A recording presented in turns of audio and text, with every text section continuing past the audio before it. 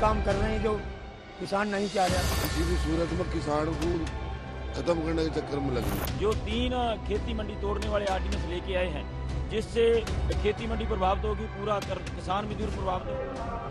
नए कृषि सुधार कानून के खिलाफ पिछले 10 दिन से प्रदर्शन कर रहे किसानों की जुबान पर अगर एक बात कॉमन है तो वो है एमएसपी को लेकर चिंता।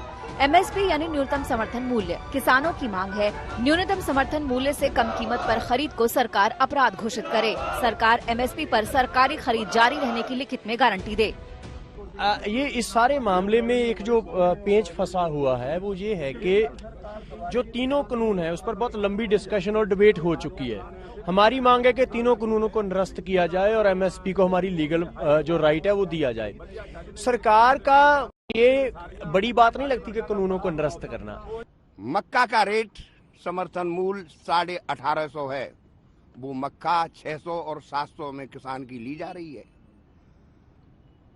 आ जाइए आलू किसान का से 5 रुपया किलो में लिया जा रहा है और पूरे देश में 50 रुपया किलो में आलू बिक रहा है। प्याज 2 रुपया किलो में लेने वाला कोई नहीं है। आखिरकार ये एमएसपी है क्या और कैसे तय की जाती है? किसानों के लिए इतना बड़ा मुद्दा क्यों है? एमएसपी को कुछ इस तरह से समझिए, ये किसानों के लिए न्यूनतम मूल्य की गारंटी है और एमएसपी को किसानों के हितों की रक्षा के लिए पूरे देश में लागू किया गया है।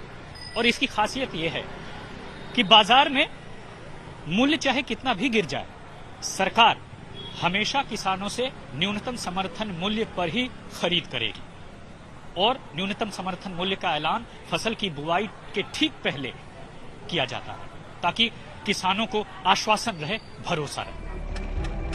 इस समय देश में 23 फसलों पर एमएसपी व्यवस्था लागू है, जिनमें धान, गेहूं, ज्वार, बाजरा, मक्का, मूंगफली, सोयाबीन, तिल और कपास जैसी फसलें शामिल हैं।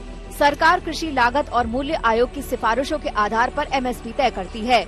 किसी फसल पर एमएसपी पूरे देश में एक ही होती है। मांग ये है कि जो एमएसपी है उसको एक कानून निर्धारण हो कि एमएसपी से देश में खरीद नहीं हो। हम नहीं कहते कि सरकार लेकिन उसका भाव तो डिक्लेयर। नए कृषि कानून में किसानों की चिंता की जो मुख्य वजह है वो ये है कि सरकार ने अभी तक लिखित में ऐसा कोई आदेश जारी नहीं किया कि फसलों की सरकारी खरीद जारी रहेगी। हालांकि सरकार के मंत्रियों की तरफ से एमएसपी जारी रखने का मौखिक आश्वासन दिया जा रहा है।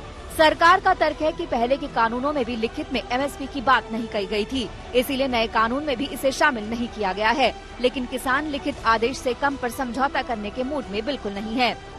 मोदी सरकार का ये दावा है कि वो किसानों को उनकी लागत से 1.5 गुना ज्यादा एमएसपी दे रही है, लेकिन फिर बड़ा सवाल ये है कि जब सरकार न्यूनतम समर्थन दे रही है तो उसको लिखित में देने में क्या दिक्कत है?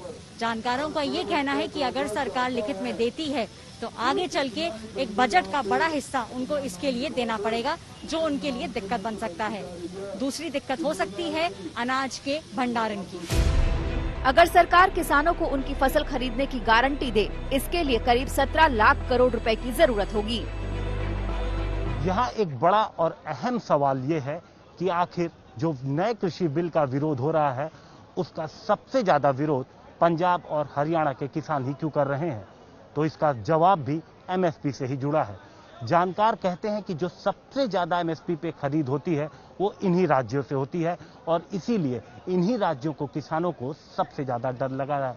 आप ये बताइए कि जिस समय किसान के खेत में आलू पैदा हुआ उस समय 1100-1000 रुपये क्विंटल का भाव था और आज 60 रुपये किलो है। तो आप ये समझ नहीं पा रहे कि कुछ ना कुछ तो गलती की है उन लोगों ने।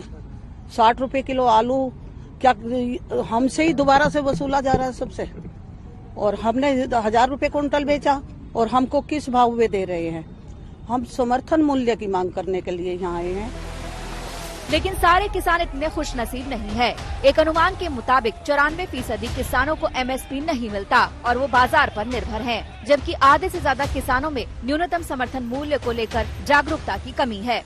दिल्ली से रामकिंकर सिंह, ऐश्वर्या पालीवाल और हिमांशु मिश्रा के साथ आज तक ब्यूरो।